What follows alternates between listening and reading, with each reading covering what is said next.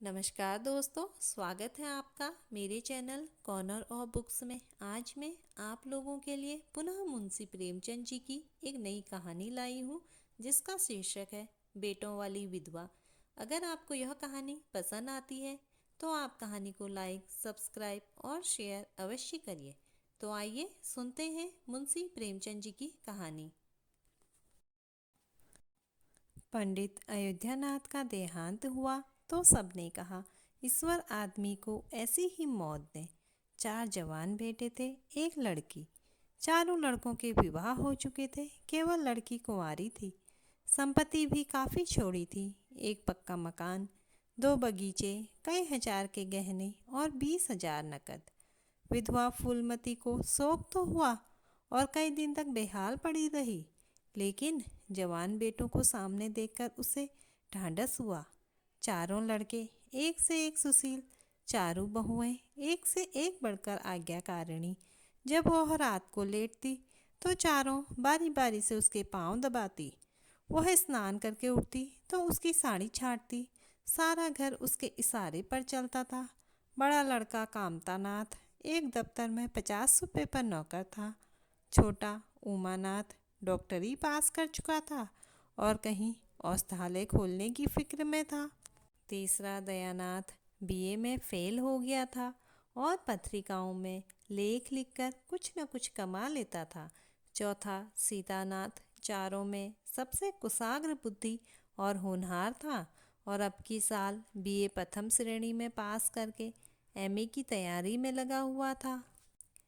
किसी लड़के में वह दुर्व्यसन, वह छैलापन या वह लुटाऊपन न था जो माता पिता को जलाता और कुल मर्यादा को डुबोता। फूलमती घर की मालकिन थी, यो की कुंजिया बड़ी बहू के पास रहती थी। बुढ़िया में वह अधिकार प्रेम न था जो वृद्धजनों को कटु और कलहशील बना दिया करता है, किंतु उसकी इच्छा के बिना कोई बालक मिठाई तक न मंगा सकता था। संध्या हो गई थी। पंडित को मरे आज 12वां दिन था। कल 13 थी। ब्रह्मा भोज होगा, बिरादरी के लोग निमंत्रित होंगे, उसी की तैयारियां हो रही थी। फूलमती अपनी कोठरी में बैठी देख रही थी। पल्लेदार बोरे में आटा लाकर रख रहे हैं, घी के टीन आ रहे हैं, साग भाजी के टोकरे, शक्कर की बोरियां, दही के मटके चले आ रहे हैं। महापात्र के लिए दान की चीज़ें लाई गई, बर्तन, कपड़े, पलंग, बिछावन, छाते, जूते, छड़ियाँ, लालटेनें आदि। किंतु फूलमती को कोई चीज़ नहीं दिखाई गई। नियमानुसार ये सब सामान उसके पास आने चाहिए थे। वह प्रत्येक वस्तु को देखती, उसे पसंद करती, उसकी मात्रा में कमी पेशी का फैसला करती, तब इन चीज़ों को भंडारे में रखा जाता। क्यों उसे दिखाने और उसकी राय लेने की ज़रूरत नहीं समझी गई। अच्छा, वह आटा 3 ही बोरा क्यों आया? उसने तो 5 बोरों के लिए कहा था। घी भी 5 ही कनस्तर है, उसने तो 5 बोरों के लिए कहा था। घी भी 5 ही कनस्तर है, उसने तो 10 कनस्तर मंगवाए थे। इसी तरह साग भाजी, शक्कर, दही आदि में भी कमी की गई होगी। किसने उसके हुक्म में हस्तक्षेप किया? जब उसने एक बात तय कर दी, तब किसे उसको घटाने बढ़ाने का अधिकार है? आज 40 वर्षों से घर के प्रत्येक मामले में फूलमती की बात सर्वमान्य थी। उसने 100 कहा तो 100 खर्च किए गए, एक कहा तो एक। किसी ने मीन मेख न की। यहाँ तक कि पंडित अयोध्यानाथ जी भी उसकी इच्छा के विरुद्ध कुछ न करते थे। पर आज उसकी आंखों के सामने प्रत्यक्ष रूप से उसके हुक्म की उपेक्षा की जा रही है। इसे वह क्यों कर स्वीकार कर सकती है? कुछ देर तक तो वह जब्त किए बैठी रही, पर अंत में न रहा गया। स्वायत्त शासन उसका स्वभाव हो गया था।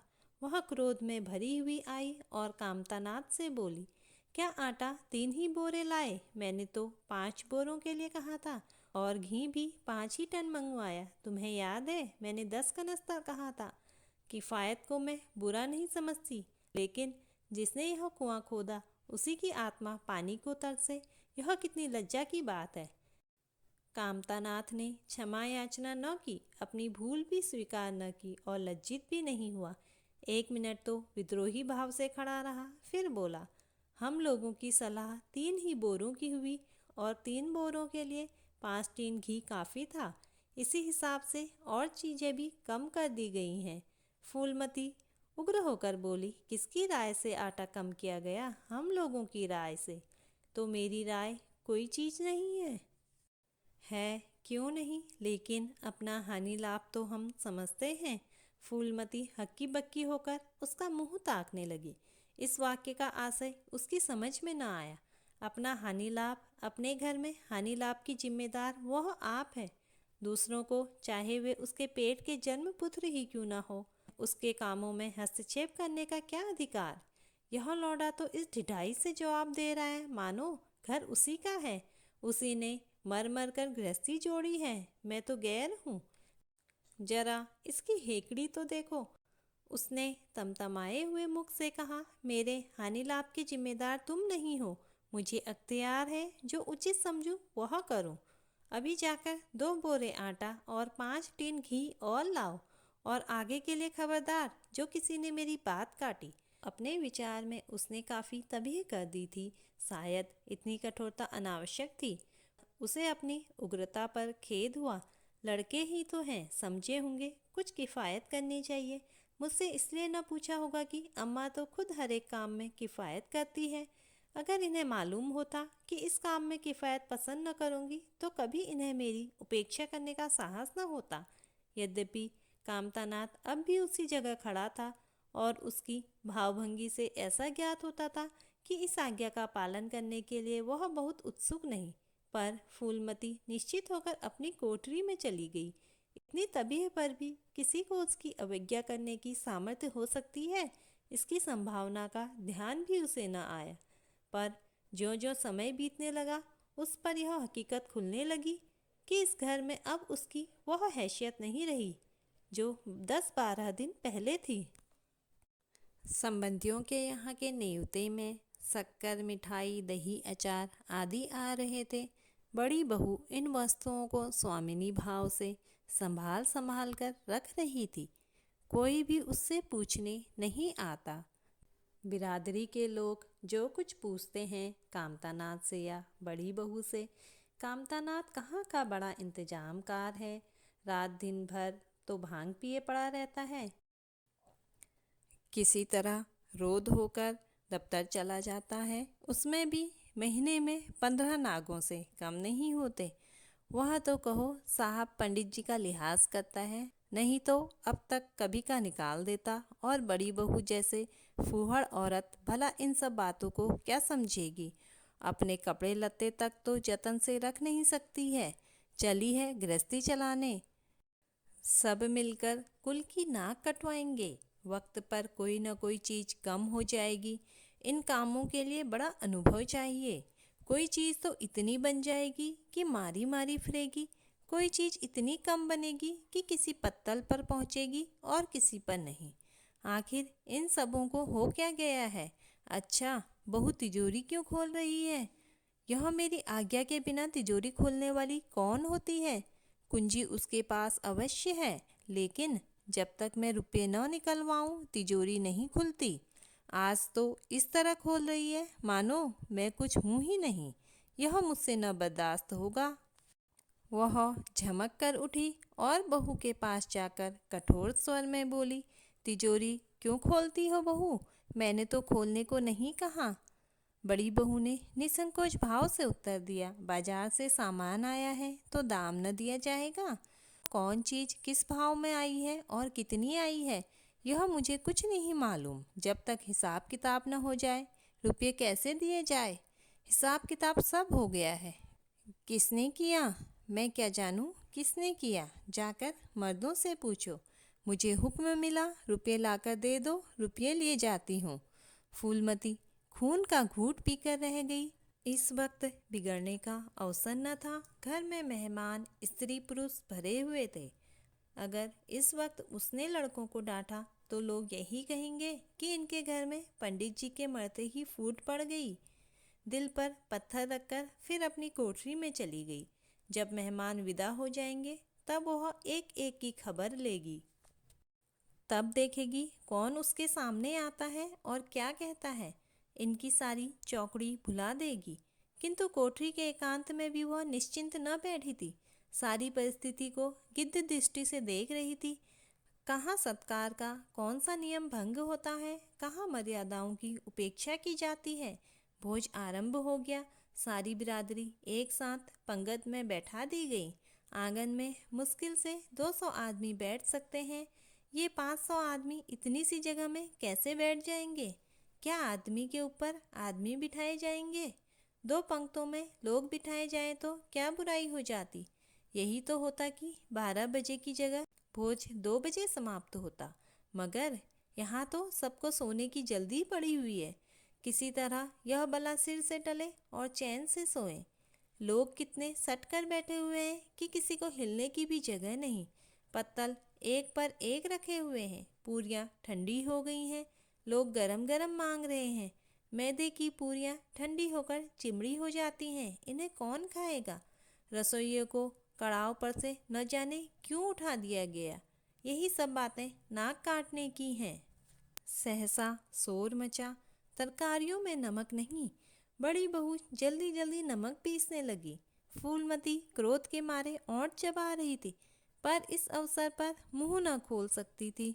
नमक पिसा और पत्तलों पर डाला गया। इतने में फिर शोर मचा। पानी गर्म है, ठंडा पानी लाओ। ठंडे पानी का कोई प्रबंध न था। बर्फ भी न मंगाई गई। आदमी बाजार दौड़ाया गया, मगर बाजार में इतनी रात गए, बर्फ कहाँ? आदमी खाली हाथ लौट आया। मेहमानों को वही नल का गर्म पानी पीना पड़ा। फूलमती का बस चलता तो लड़कों का मुंह नोच लेती। ऐसी छिछालेदार उसके घर में कभी न हुई थी। उस पर सब मालिक बनने के लिए मरते हैं। बर्फ जैसी जरूरी चीज मंगवाने की भी किसी को सुधि न थी। सुधि कहाँ से रहे जब किसी को गप लड़ाने से फुर्सत मिले। मेहमान अपने दिल में क्या कहेंगे कि चले हैं बिरादरी को भोज देने और घर में बर्फ तक नहीं। अच्छा, फिर यह हलचल क्यों मच गई? अरे, लोग पंगत से उठे जा रहे हैं, क्या मामला है? फूलमती उदासीन न रह सकी। कोठरी से निकलकर बरामदे में आई और कामतानाथ से पूछा, क्या बात हो गई लल्ला, लोग उठे क्यों जा रहे हैं? कामता ने कोई जवाब न दिया, वहां से खिसक गया। फूलमती झुंझला कर रह गई। सहसा कहारिन मिल गई। फूलमती ने उससे भी यह प्रश्न किया। मालूम हुआ किसी के शोरबे में मरी हुई चूहिया निकल आई। फूलमती चित्रलिखित सी वहीं खड़ी रह गई।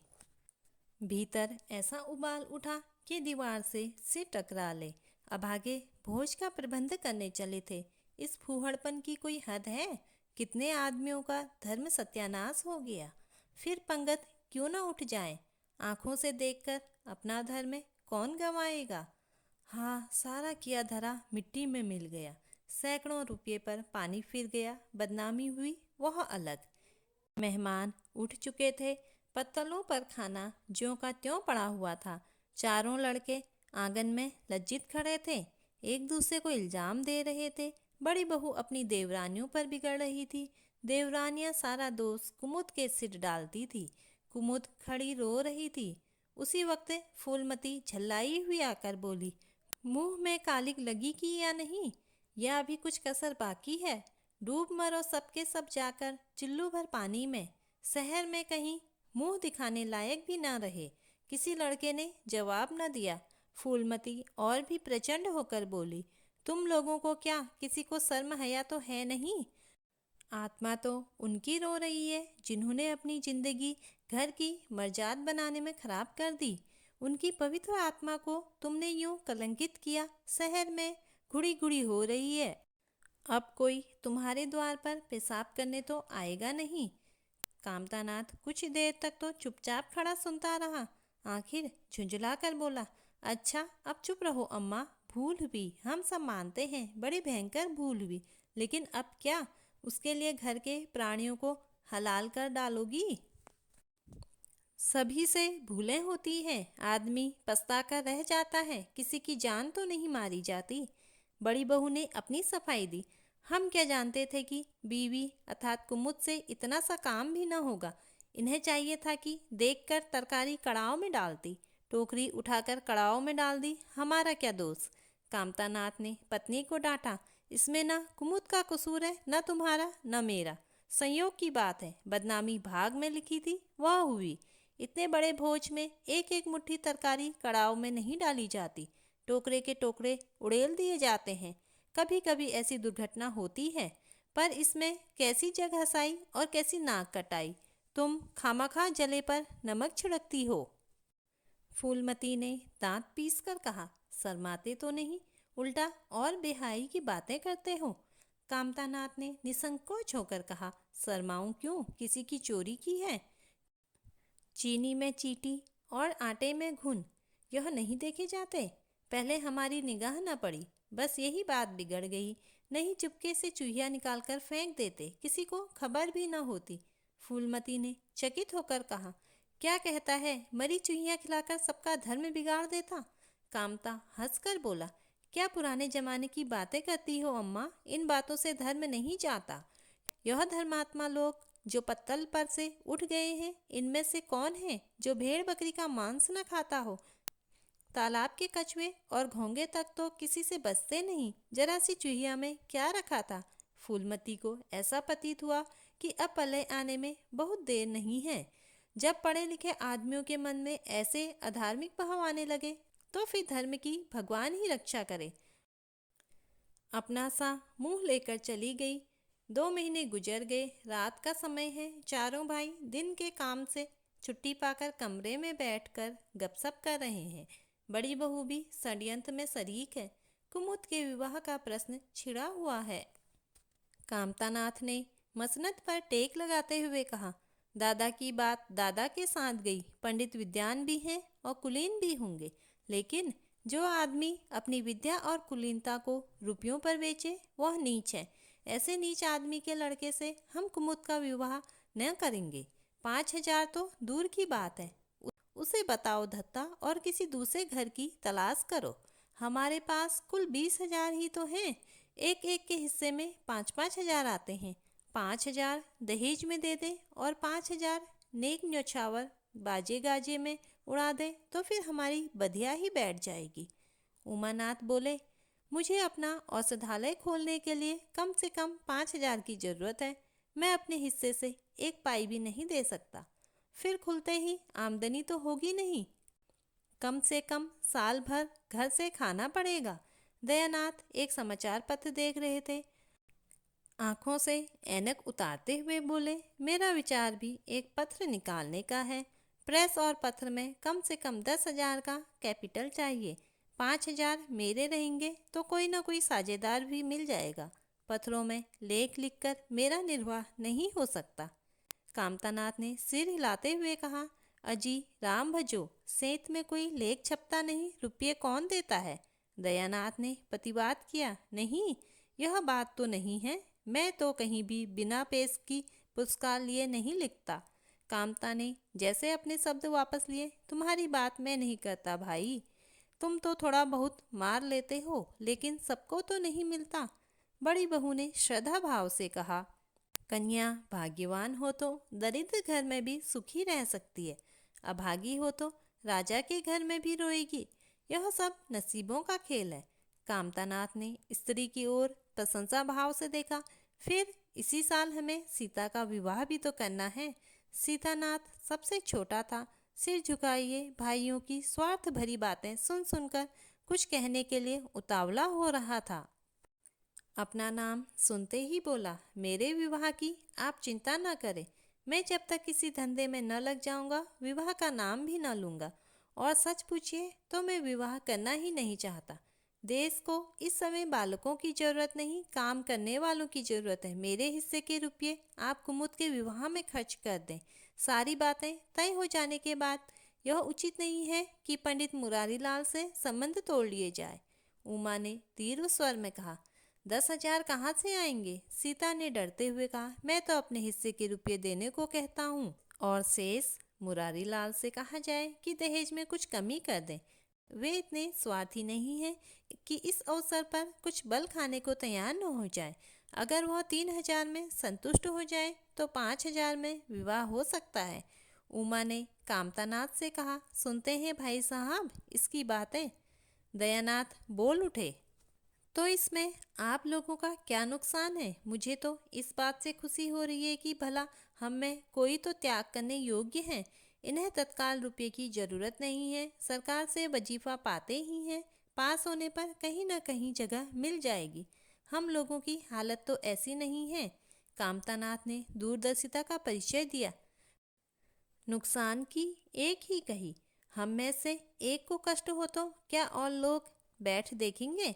यह अभी लड़के हैं, इन्हें क्या मालूम समय पर 1 रुपया 1 लाख का काम करता है।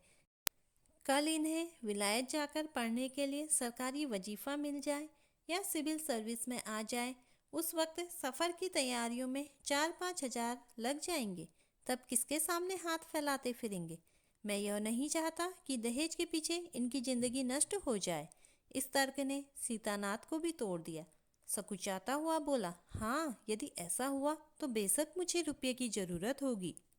क्या ऐसा होना असंभव है? असंभव तो मैं नहीं समझता, लेकिन कठिन अवश्य है। वजीफे उन्हें मिलते हैं जिनके पास सिफारिशें होती है। मुझे कौन पूछता है? कभी कभी सिफारिशें धरी रह जाती है और बिना सिफारिश वाले बाजी मार ले तो आप जैसा उचित समझे। मुझे यहाँ तक मंजूर है कि चाहे मैं विलायत न जाऊँ पर कुमुद अच्छे घर जाए। कामतानाथ ने निष्ठा भाव से कहा, अच्छा घर दहेज देने से ही नहीं मिलता भैया। जैसा तुम्हारी भाभी ने कहा, यह सब नसीबों का खेल है। मैं तो चाहता हूँ कि मुरारी लाल को जवाब दे दिया जाए और कोई ऐसा घर खोजा जाए जो थोड़े में राजी हो जाए। इस विवाह में मैं 1 हज़ार से ज़्यादा खर्च नहीं कर सकता। पंडित दीनदयाल कैसे हैं? उमा ने प्रसन्न होकर कहा, बहुत अच्छे। MA BA न सही, यजमानों से अच्छी आमदनी है। दयानाथ ने आपत्ति की, अम्मा से भी पूछ तो लेना चाहिए। कामतानाथ को इसकी कोई ज़रूरत न मालूम हुई। बोले, उनकी तो जैसे बुद्धि ही भ्रष्ट हो गई। वही पुराने युग की बातें मुरारी लाल के नाम पर उधार खाए बैठी है। यह नहीं समझती कि वह जमाना नहीं रहा। उनको तो बस कुमुद मुरारी पंडित के घर जाए, चाहे हम लोग तबाह हो जाए। उमा ने एक शंका उपस्थित की, अम्मा अपने सब गहने कुमुद को दे देंगी, देख लीजिएगा। कामतानाथ का स्वार्थ नीति से विद्रोह न कर सका। बोले, गहनों पर उनका पूरा अधिकार है। यह उनका स्त्रीधन है, जिसे चाहे दे सकती हैं। उमा ने कहा, स्त्रीधन है तो क्या वह उसे लुटा देगी? आखिर वह भी तो दादा ही की कमाई है। किसी की कमाई हो, स्त्रीधन पर उनका पूरा अधिकार है। यह कानूनी गोरख धंधे हैं। 20 हज़ार में तो 4 हिस्सेदार हो और 10 हज़ार के गहने अम्मा के पास रह जाए। देख लेना, इन्हीं के बल पर वह कुमुद का विवाह मुरारी पंडित के घर करेंगी। उमानाथ इतनी बड़ी रकम को इतनी आसानी से नहीं छोड़ सकता। वह कपट नीति में कुशल है। कोई कौशल रचकर माता से सारे गहने ले लेगा। उस वक्त तक कुमुद के विवाह की चर्चा करके फूलमती को भी भड़काना उचित नहीं। कामतानाथ ने सिर हिलाकर कहा, भाई मैं इन चालों को पसंद नहीं करता। उमानाथ ने खिसियाकर कहा, गहने 10 हज़ार से कम के ना होंगे। कामता अविचलित स्वर में बोले, कितने ही के हो, मैं अनिति में हाथ नहीं डालना चाहता। तो आप अलग बैठिए, हाँ बीच में भाजी न मारिएगा। मैं अलग रहूँगा और तुम सीता अलग रहूँगा। लेकिन जब दयानाथ से यही प्रश्न किया गया तो वह उमानाथ से सहयोग करने को तैयार हो गया। 10 हज़ार में 2.5 हज़ार तो उसके होंगे ही। इतनी बड़ी रकम के लिए यदि कुछ कौशल भी करवाना पड़े तो क्षम्य है। फूलमती रात को भोजन करके लेटी थी कि उमा और दया उसके पास जाकर बैठ गए। दोनों ऐसा मुंह बनाए हुए थे मानो कोई भारी विपत्ति आ गई है। फूलमती ने सशंक होकर पूछा, तुम दोनों घबराए हुए मालूम होते हो। उमा ने सिर खुजलाते हुए कहा, समाचार पत्रों में लेख लिखना बड़े जोखिम का काम है अम्मा। कितना ही बचकर लिखो, लेकिन कहीं न कहीं पकड़ हो ही जाती है। दयानाथ ने एक लेख लिखा था, उस पर 5,000 की जमानत मांगी गई है। अगर कल तक जमा न कर दी गई तो गिरफ्तार हो जाएंगे और 10 साल की सजा ठुक जाएगी। फूलमती ने सिर पीट कर कहा, ऐसी बातें क्यों लिखते हो बेटा? जानते नहीं हो आजकल हमारे अधीन आए हुए हैं, जमानत किसी तरह टल नहीं सकती। दयानाथ ने अपराधी भाव से उत्तर दिया, मैंने तो अम्मा ऐसी कोई बात नहीं लिखी थी, लेकिन किस्मत का क्या करूं? हाकिम जिला इतना कड़ा है कि जरा भी रियायत नहीं करता। मैंने जितनी दौड़ धूप हो सकती थी वह सब कर ली। तो तुमने कामता से रुपये का प्रबंध करने को क्यों नहीं कहा? उमा ने मुंह बनाया। उनका स्वभाव तो तुम जानती हो अम्मा, उन्हें रुपये प्राणों से भी प्यारे हैं। इन्हें चाहे काला पानी ही हो जाए, वह एक पाई न देंगे। दयानाथ ने समर्थन किया, मैंने तो उनसे इसका जिक्र ही नहीं किया। फूलमती चारपाई से उठते हुए बोली, चलो मैं कहती हूँ, देगा कैसे नहीं? रुपये इसी दिन के लिए होते हैं कि गाड़ कर रखने के लिए? उमानाथ ने माता को रोक कर कहा, नहीं अम्मा, उनसे कुछ न कहो, रुपये तो न देंगे, उल्टे और हाय हाय मचाएंगे। उनको अपनी नौकरी की खैरियत मनानी है, इन्हें घर में रहने भी न देंगे। अफसरों में जाकर खबर दे दे तो आश्चर्य नहीं। फूलमती ने लाचार होकर कहा, तो फिर जमानत का क्या प्रबंध करेंगे? मेरे पास तो कुछ नहीं है। हाँ, मेरे गहने हैं, इन्हें ले जाओ, कहीं गिरवी रखकर जमानत दे दो, और आज से कान पकड़ो कि किसी पत्र में एक भी शब्द न लिखोगे। दयानाथ कानों पर हाथ रखकर बोला, यह तो नहीं हो सकता अम्मा कि तुम्हारे जेवर लेकर मैं अपनी जान बचाऊं। 10-5 साल की कैद ही तो होगी, झेल लूंगा। यही बैठा बैठा क्या कर रहा हूँ? फूलमती छाती पीटते हुए बोली, कैसी बातें मुंह से निकालते हो बेटा? मेरे जीते जी तुम्हें कौन गिरफ्तार कर सकता है? उसका मुंह झुलस दूंगी। गहने इसी दिन के लिए ही हैं या किसी और दिन के लिए? जब तुम न रहोगे तो गहने लेकर क्या आग में झोंकूंगी? उसने पिटारी लाकर उसके सामने रख दी। दया ने उमा की ओर जैसे फरियाद की आंखों से देखा और बोला, आपकी क्या राय है भाई साहब? इसी मारे मैं कहता था अम्मा को बताने की जरूरत नहीं, जेल ही तो हो जाती या और कुछ। उमा ने जैसे सिफारिश करते हुए कहा, यह कैसे हो सकता था कि इतनी बड़ी वारदात हो जाती और अम्मा को खबर न होती? मुझसे यह नहीं हो सकता था कि सुनकर पेट में डाल लेता, मगर अब करना क्या चाहिए यह मैं खुद निर्णय नहीं कर सकता। न तो यही अच्छा लगता है कि तुम जेल जाओ और न यही अच्छा लगता है कि अम्मा के गहने गिरवी रखे जाए। फूलमती ने व्यथित कंठ से कहा, क्या तुम समझते हो मुझे गहने तुमसे ज़्यादा प्यारे हैं? मैं तो प्राण तक तुम्हारे ऊपर न्यौछावर कर दूं। गहनों की बिसात ही क्या है? दया ने दृढ़ता से कहा, अम्मा तुम्हारे गहने तो न लूँगा, चाहे मुझ पर कुछ ही क्यों न आ पड़े। जब आज तक तुम्हारी कुछ सेवा न कर सका तो किस मुंह से तुम्हारे गहने उठा ले जाऊं? मुझ जैसे कपूत को तो तुम्हारी कोख से जन्म ही न लेना चाहिए, सदा तुम्हें कष्ट ही देता रहा। फूलमती ने भी उतनी ही दृढ़ता से कहा, अगर यूँ न लोगे तो मैं खुद जाकर इन्हें गिरवी रख दूंगी और खुद हाकिम जिला के पास जाकर जमानत कराऊंगी। अगर इच्छा हो तो यह परीक्षा भी ले लो। आंखें बंद हो जाने के बाद क्या होगा भगवान जाने, लेकिन जब तक जीती हूँ तुम्हारी ओर कोई तिरछी आंखों से देख नहीं सकता। उमानाथ ने मानो माता पर एहसान रखकर कहा, अब तो तुम्हारे लिए कोई रास्ता नहीं रहा दयानाथ। क्या हरज है, ले लो, मगर याद रखो जो ही हाथ में रुपये आ जाए गहने छुड़ाने पड़ेंगे। सच कहते हैं मातृत्व दीर्घ तपस्या है। माता के सिवाय इतना स्नेह और कौन कर सकता है? हम बड़े अभागे हैं कि माता के प्रति जितनी श्रद्धा रखनी चाहिए उसका शतांश भी नहीं रख सकते। दोनों ने जैसे बड़े धर्म संकट में पड़कर गहनों की पिटारी संभाली और चलते बने। माता वात्सल्य भरी आंखों से उनकी ओर देख रही थी और उसकी संपूर्ण आत्मा का आशीर्वाद जैसे उन्हें अपनी गोद में समेट लेने के लिए व्याकुल हो रहा था। आज कई महीने के बाद उसके भग्न मातृ हृदय को अपना सर्वस्व अर्पण करके जैसे आनंद की विभूति मिली। उसकी स्वामिनी कल्पना इसी त्याग के लिए, इसी आत्मसमर्पण के लिए जैसे कोई मार्ग ढूंढती रहती थी। अधिकार या लोभ या ममता की वहाँ गंध तक न थी। त्याग ही उसका आनंद और त्याग ही उसका अधिकार है। आज अपना खोया हुआ अधिकार पाकर, अपनी सिरजी हुई प्रतिमा पर अपनी प्राणों की भेंट करके वह निहाल हो गई। 3 महीने और गुजर गए। माँ के गहनों पर हाथ साफ करके चारों भाई उसकी दिलजोई करने लगे थे। अपनी स्त्रियों को भी समझाते थे कि उसका दिल न दुखाएं। अगर थोड़े से शिष्टाचार से उसकी आत्मा को शांति मिलती है तो इसमें क्या हानि है।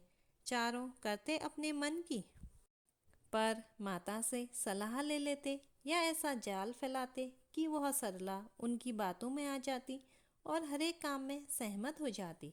बाघ को बेचना उसे बहुत बुरा लगता था, लेकिन चारों ने ऐसी माया रची कि वह उसे बेचने पर राजी हो गई। किंतु कुमुद के विवाह के विषय में मतैक्य न हो सका।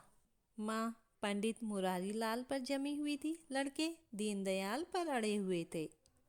एक दिन आपस में कलह हो गई। फूलमती ने कहा, माँ बाप की कमाई में बेटी का हिस्सा भी है।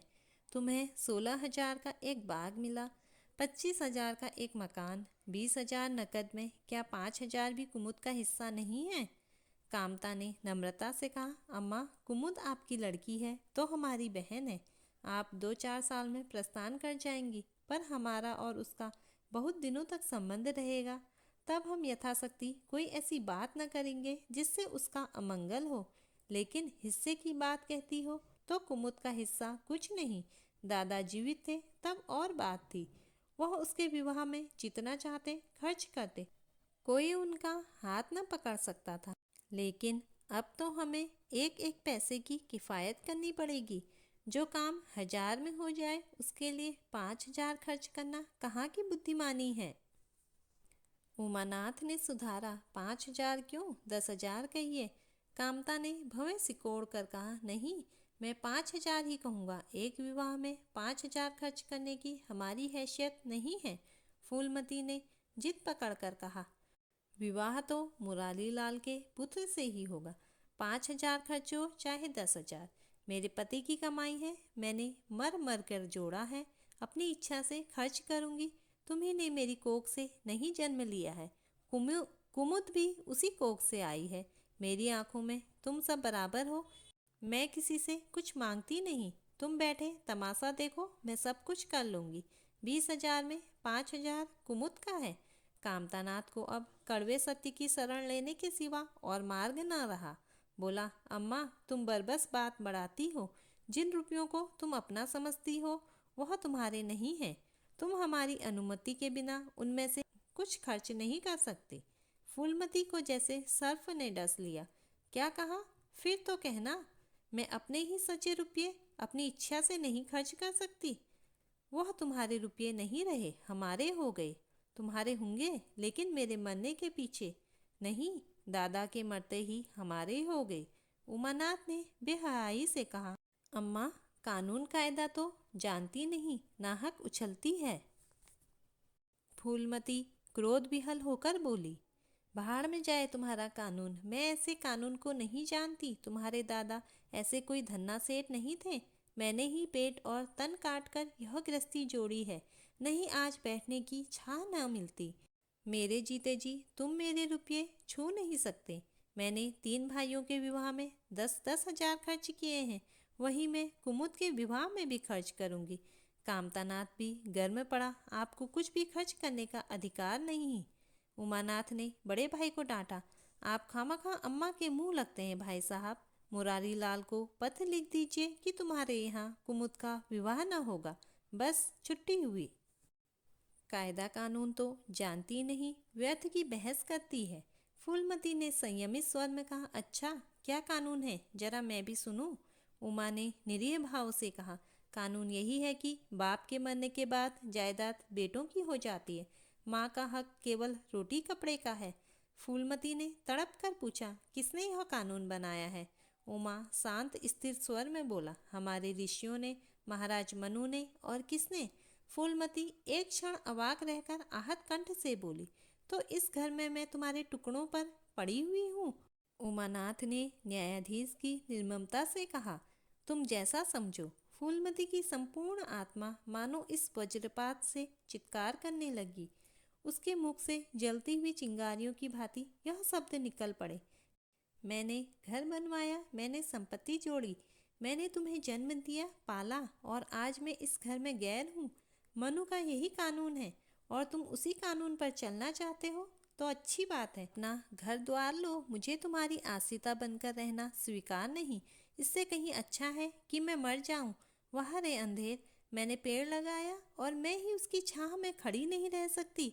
अगर यही कानून है तो उसमें आग लग जाए। चारों युवकों पर माता के इस क्रोध और आतंक का कोई असर न हुआ। कानून का फौलादी कवच उनकी रक्षा कर रहा था। इन कांटों का उन पर क्या असर हो सकता था? जरा देर में फूलमती उठकर चली गई। आज जीवन में पहली बार उसका वात्सल्य मग्न मातृत्व अभिशाप बनकर उसे धिक्कारने लगा। जिस मातृत्व को उसने जीवन की विभूति समझा था, जिसके चरणों पर वह सदैव अपनी समस्त अभिलाषाओं और कामनाओं को अर्पित करके अपने को धन्य मानती थी, वही मातृत्व आज उसे अग्निकुंड सा जान पड़ा, जिसमें उसका जीवन जलकर भस्म हो गया। संध्या हो गई थी। द्वार पर नीम का वृक्ष सिर झुकाए निस्तब्ध खड़ा था, मानो संसार की गति पर क्षुब्ध हो रहा हो। फूलमती अपने कमरे में जाकर लेटी तो उसे मालूम हुआ उसकी कमर टूट गई है। पति के मरते ही अपने पेट के लड़के उसके शत्रु हो जाएंगे, उसको स्वप्न में भी अनुमान न था। जिन लड़कों को उसने अपना हृदय रक्त पिला पिला कर पाला, वही आज उसके हृदय पर यूं आघात कर रहे हैं। अब वह घर उसे कांटों की सेज हो रहा था, जहाँ उसकी कुछ कद्र नहीं, कुछ गिनती नहीं। वहाँ अनाथों की भांति पड़ी रोटियां खाए, यह उसकी अभिमानी प्रकृति के लिए असहाय था। पर उपाय ही क्या था? वह लड़कों से अलग होकर रहे भी तो नाक किसकी कटेगी? संसार उसे थूके तो और क्या, लड़कों को थूके तो क्या, बदनामी तो उसी की है। दुनिया यही तो कहेगी, चार जवान बेटों के होते बुढ़िया अलग पड़ी हुई मजूरी करके पेट पाल रही है। जिन्हें उसने हमेशा नीच समझा, वही उस पर हंसेंगे। नहीं, वह अपमान इस अनादर से कहीं ज़्यादा हृदय विदारक था। अब अपना और घर का पर्दा ढका रखने में ही कुशल है। हाँ, अब उसे अपने को नई परिस्थितियों के अनुकूल बनाना पड़ेगा। समय बदल गया है। अब तक स्वामिनी बनकर रही, अब लौंडी बनकर रहना पड़ेगा। ईश्वर की यही इच्छा है। अपने बेटों की बातें और लातें, गैरों की बातें और लातों की अपेक्षा फिर भी गनीमत है। वह बड़ी देर तक मुंह ढांपे अपनी दशा पर रोती रही। सारी रात इसी आत्मवेदना में कट गई। शरद का प्रभाव डरता डरता उषा की गोद से निकला, जैसे कोई कैदी छिपकर जेल से भाग आया हो। फूलमती अपने नियम के विरुद्ध आज तड़के ही उठी। रात भर में उसका मानसिक परिवर्तन हो चुका था। सारा घर सो रहा था और वह आंगन में झाड़ू लगा रही थी। रात भर ओस में भीगी हुई उसकी पक्की जमीन उसके नंगे पैरों में कांटों की तरह चुभ रही थी। पंडित जी उसे कभी इतने सवेरे उठने न देते थे। शीत उसके लिए बहुत हानिकारक था।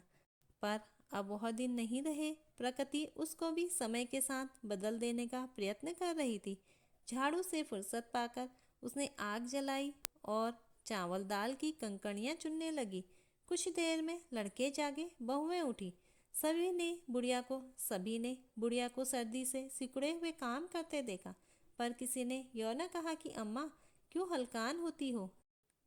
शायद सबके सब बुढ़िया के इस मान मर्दन पर प्रसन्न थे।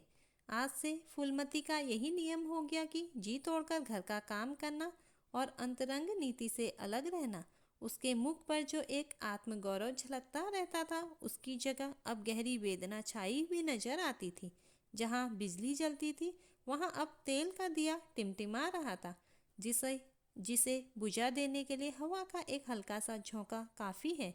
मुरारीलाल को इनकारी पत्र लिखने की बात पक्की हो चुकी थी। दूसरे दिन पत्र लिखा गया। दीनदयाल से कुमुद का विवाह निश्चित हो गया। दीनदयाल की उम्र 40 से कुछ अधिक थी। मर्यादा में भी कुछ हेठे थे, पर रोटी दाल से खुश थे। बिना किसी ठहराव के विवाह करने पर राजी हो गए। तिथि नियत हुई, बारात आई, विवाह हुआ और कुमुद विदा कर दी गई। फूलमती के दिल पर क्या गुजर रही थी, इसे कौन जान सकता है। पर चारों भाई बहुत प्रसन्न थे, मानो उनके हृदय का कांटा निकल गया हो। ऊंचे कुल की कन्या मुंह कैसे खोलती। भाग्य में सुख भोगना लिखा होगा, सुख भोगेगी। दुख भोगना लिखा होगा, दुख झेलेगी। हरी इच्छा बेकसों का अंतिम अवलंब है। घर वालों ने जिससे विवाह कर दिया, उसमें 1000 ऐब हो तो भी वह उसका उपास्य, उसका स्वामी है। प्रतिरोध उसकी कल्पना से परे था। फूलमती ने किसी काम में दखल न दिया। कुमुद को क्या दिया गया, मेहमानों का कैसा सत्कार किया गया, किसके यहाँ से नेवते में क्या आया, किसी बात से भी उसे सरोकार न था। उससे कोई सलाह भी ली गई तो यही कहा, बेटा तुम लोग जो करते हो अच्छा ही करते हो, मुझसे क्या पूछते हो। जब कुमुद के लिए द्वार पर डोली आ गई और कुमुद माँ के गले लिपट कर रोने लगी, तो वह बेटी को अपनी कोठरी में ले गई और जो कुछ 150 रुपये और 2-4 मामूली गहने उसके पास बच रहे थे, बेटी की आंचल में डाल कर बोली, बेटी मेरी तो मन की मन में रह गई, नहीं तो क्या आज तुम्हारा विवाह इस तरह होता और तुम इस तरह विदा की जाती। आज तक फूलमती ने अपने गहनों की बात किसी से न कही थी। लड़कों ने उसके साथ जो कपट व्यवहार किया था, इसे चाहे अब तक न समझी हो, लेकिन इतना जानती थी कि गहने फिर न मिलेंगे और मनोमालिन्य बढ़ने के सिवा कुछ हाथ न लगेगा। लेकिन इस अवसर पर उसे अपनी सफाई देने की जरूरत मालूम हुई। कुमुद यह भाव मन में लेकर जाए कि अम्मा ने अपने गहने बहुओं के लिए रख छोड़े, इसे वह किसी तरह न सह सकती थी। इसलिए वह उसे अपनी कोठरी में ले गई थी। लेकिन कुमुद को पहले ही इस कौशल की टोह मिल चुकी थी। उसने गहने और रुपये आंचल से निकालकर माता के चरणों में रख दिए और बोली, अम्मा मेरे लिए तुम्हारा आशीर्वाद लाखों रुपयों के बराबर है। तुम इन चीज़ों को अपने पास रखो, न जाने अभी तुम्हें किन विपत्तियों का सामना करना पड़े।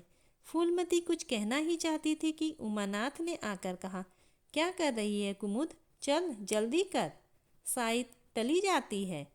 वह लोग हाय हाय कर रहे हैं, फिर तो 2-4 महीने में आएगी ही, जो कुछ लेना देना हो ले लेना। फूलमती के घाव पर जैसे मनो नमक पड़ गया हो। बोली, मेरे पास अब क्या है भैया जो इसे मैं दूंगी। जाओ बेटी, भगवान तुम्हारा सुहाग अमर करे। कुमुद विदा हो गई। फूलमती पछाड़ खाकर गिर पड़ी। जीवन की लालसा नष्ट हो गई। 1 साल बीत गया। फूलमती का कमरा घर में सब कमरों से बड़ा और हवादार था। कई महीनों से उसने बड़ी बहू के लिए खाली कर दिया था और खुद एक छोटी सी कोठरी में रहने लगी, जैसे कोई भिखारिन हो। बेटों और बहुओं से अब उसे जरा भी स्नेह ना था। वह अब घर की लौंडी थी। घर के किसी प्राणी, किसी वस्तु, किसी प्रसंग से उसे प्रयोजन न था। वह केवल इसलिए जीती थी कि मौत न आती थी। सुख या दुख का अब उसे लेस मात्र भी ज्ञान न था। उमानाथ का औषधालय खुला, मित्रों की दावत हुई, नाच तमाशा हुआ। दयानाथ का प्रेस खुला, फिर जलसा हुआ। सीतानाथ को वजीफा मिला और विलायत गया, फिर उत्सव हुआ। कामतानाथ के बड़े लड़के का यज्ञोपवीत संस्कार हुआ, फिर धूमधाम हुई। लेकिन फूलमती के मुख पर आनंद की छाया तक न आई। कामता प्रसाद टाइफाइड में महीने भर बीमार रहा और मर कर उठा। दयानाथ ने अब की अपने पथ का प्रचार बढ़ाने के लिए वास्तव में एक आपत्तिजनक लेख लिखा और 6 महीने की सजा पाई। उमानाथ ने एक फौजदारी के मामले में रिश्वत लेकर गलत रिपोर्ट लिखी और उसकी सनद छीन ली गई, पर फूलमती के चेहरे पर रंज की परछाई तक न पड़ी। उसके जीवन में अब कोई आशा, कोई दिलचस्पी, कोई चिंता न थी। बस पशुओं की तरह काम करना और खाना, यही उसकी जिंदगी के 2 काम थे। जानवर मारने से काम करता है, पर खाता मन से है। फूलमती बेकहे काम करती थी, पर खाती थी विष के कौर की तरह। महीनों सिर में तेल न पड़ता, महीनों कपड़े न धुलते, कुछ परवाह नहीं। चेतना शून्य हो गई थी। सावन की झड़ी लगी हुई थी, मलेरिया फैल रहा था। आकाश में मटियाले बादल थे, जमीन पर मटियाला पानी। आर्द्र वायु शीत ज्वर और सांस का वितरण करती फिरती रहती थी। घर की मेहरी बीमार पड़ गई। फूलमती ने घर के सारे बर्तन मांजे, पानी में भीग भीग कर सारा काम किया। फिर आग जलाई और चूल्हे पर पतीलियाँ चढ़ा दी। लड़कों को समय पर भोजन मिलना चाहिए। सहसा उसे याद आया, कामतानाथ नल का पानी नहीं पीते। उसी वर्षा में गंगा जल लाने चली। कामतानाथ ने पलंग पर लेटे लेटे कहा, रहने दो अम्मा, मैं पानी भर लाऊंगा। आज मेहरी खूब बैठ रही। फूलमती ने मटियाले आकाश की ओर देखकर कहा, तुम भीग जाओगे बेटा, सर्दी हो जाएगी। कामतानाथ बोले, तुम भी तो भीग रही हो, कहीं बीमार न पड़ जाओ। फूलमती निर्मम भाव से बोली, मैं बीमार न पड़ूंगी, मुझे भगवान ने अमर कर दिया है। उमानाथ भी वहीं बैठा हुआ था। उसके औषधालय में कुछ आमदनी न होती थी, इसलिए बहुत चिंतित था। भाई भावच की मुंह देखी करता रहता था। बोला, जाने भी दो भैया, बहुत दिनों बहुओं पर राज कर चुकी है, उसका प्रायश्चित तो करने दो। गंगा बड़ी हुई थी जैसे समुद्र हो, क्षितिज के सामने के कुल से मिला हुआ था। किनारों के वृक्षों की केवल फुनगियाँ पानी के ऊपर रह गई थी। घाट ऊपर तक पानी में डूब गए थे। फूलमती कलसा लिए नीचे उतरी, पानी भरा और ऊपर जा रही थी कि पाँव फिसला, संभल न सकी, पानी में गिर पड़ी। पल भर हाथ पांव चलाए, फिर लहरें उसे नीचे खींच ले गई। किनारे पर दो चार पंडे चिल्लाए, अरे दौड़ो, बुढ़िया डूबी जाती है। दो चार आदमी दौड़े भी, लेकिन फूलमती लहरों में समा गई थी। उन बल खाती हुई लहरों में, जिन्हें देखकर ही हृदय कांप उठता था। एक ने पूछा, यह कौन बुढ़िया थी? अरे वही पंडित अयोध्यानाथ की विधवा है। अयोध्यानाथ तो बड़े आदमी थे। हाँ थे तो, पर इसके भाग्य में ठोकर खाना लिखा था। उनके तो कई लड़के बड़े बड़े हैं और सब कमाते हैं। हाँ सब हैं भाई, मगर भाग्य भी तो कोई वस्तु है।